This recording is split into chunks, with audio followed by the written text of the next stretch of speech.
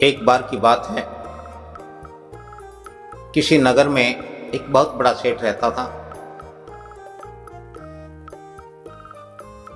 बहुत धनी था।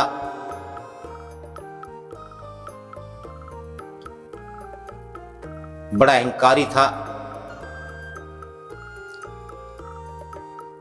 और अहंकारवश दान करता रहता और अपने दान की खूब बड़ाई, खूब प्रशंसा करता था।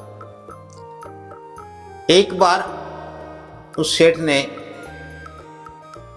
गरीबों में सोने का दान किया,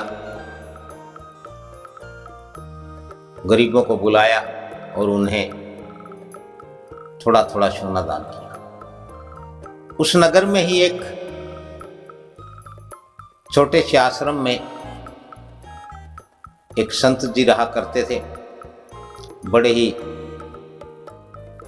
सहज सरल सादे स्वभाव के थे, धर्मपरायण, भगवत भक्ति में लीन,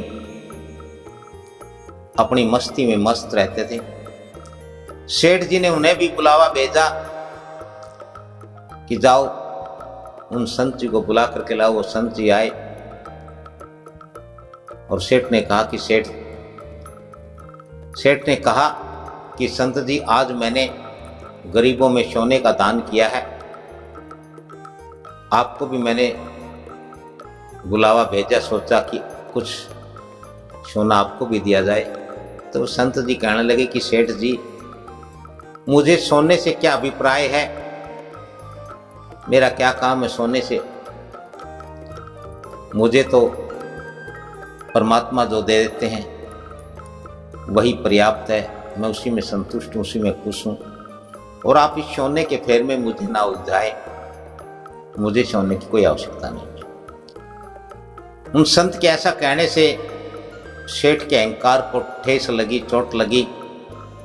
सेठ को गुस्सा आया और सेठ कहने लगा कि संत जी, माना कि आप संत हैं, लेकिन सोने की किसको जरूरत नहीं होती, सबको जरूरत होती है, आपको भी आश्रम चलाना है। तो संत ने कहा कि नहीं, मुझे जरूरत नहीं है।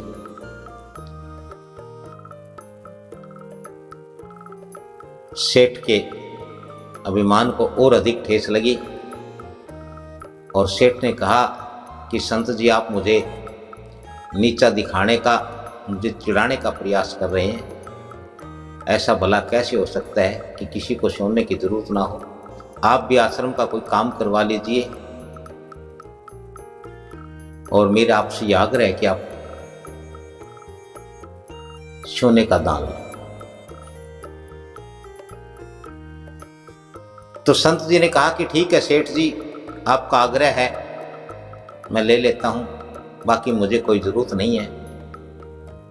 संत जी ने इधर उधर नजर दौड़ाई और वहां एक तुलसी का पौधा दिखाई दिया। संत जी ने उसका एक पत्ता तोड़ा, उस पर अपने सतगुरु का नाम लिखा और कहने लगे कि सेठ जी, इस पत्ते के बराबर सोना तोल दीजिए, इतना ही काफ़ी है। तो सेठ जी आग बबूला हो गए, बड़ा गुस्सा आया और कहने लगे कि संत जी, आप मेरा अपमान कर रहे हैं। मैं जब से आपसे अनुनय विनय कर रहा हूँ, विनती कर रहा हूँ, आग्रह कर रहा हूँ, और आप है कि मेरा अपमान पर अपमान किए जा रहे हैं। संत जी ने हाथ जोड़ करके कहा कि मैंने आपका आग्रह स्वीकार तो कर लिया, बस मुझे यूं समझो कि इतनी ही आवश्यकता है, इतनी सोने की जरूरत है, आप इसके बराबर सोना तोल। अब सेठ मन महसूस करके रह गया। तुला यानी तराजू मंगवाई गई और उस तुला के एक पलड़े में तुलसी का पत्ता रखा, दूसरे में सोना रखा गया। अब सेठ जी तो सोच रहे थे कि थोड़ा सा सोना चलेगा, थोड़ा सा सोना डलेगा और वो भी पत्ते से अधिक वजन का हो जाएगा। लेकिन ये क्या चमत्कार हो गया, सोना रखते गए और पत्ते वाला तुला नीचे ही जमीन को छूता रहा। सेठ जी ने नौकरों से सेवकों से कहा कि और सोना लाओ और सोना लाओ। और इस प्रकार से सेठ जी के पास जितना सोना था सारा तुला के दूसरे पलड़े में रखा, लेकिन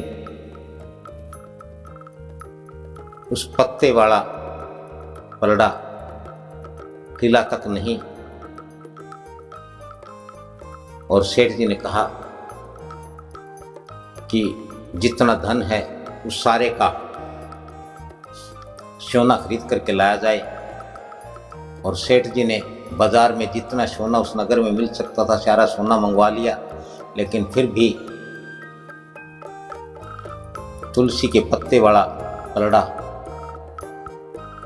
हिला नहीं और सारा सोना दूसरे तराजू में दूसरे पलड़े में रखा गया।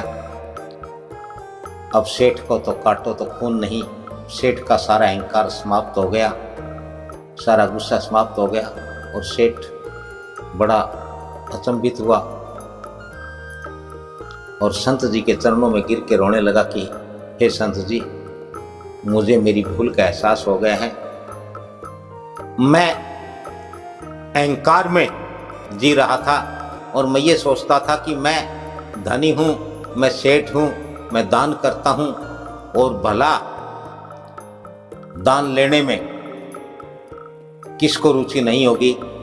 हर कोई दान लेना पसंद करता है और यह इस धन का, इस माया का अहंकार था।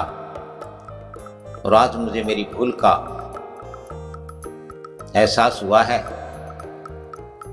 तो संत जी ने उस सेठ के पीठ पर हाथ रखते हुए कहा कि सेठ जी, परमात्मा ने तुम्हें खूब धन दिया है, खूब दौलत दी है, ये परमात्मा की नियामत है। तुम इसका आदर करो, इसका सत्कार करो, इसका सदुपयोग करो। यदि धन किसी को प्राप्त हो जाए और उससे अहंकार होता है तो वह विष का काम करता है, वह सर्वनाश कर देता है। और धन यदि मनुष्य के लिए दान का काम करता है, विनम्रता पैदा करता है, तो वह उसके लिए अमृत हो जाता है और उसका उद्धार करता है। इसलिए धन का कभी भी अहंकार नहीं करना चाहिए और जो धन अहंकार करे उसका त्याग कर देना चाहिए और जो धन विनम्रता पैदा करे उस धन का सदुपयोग करना चाहिए।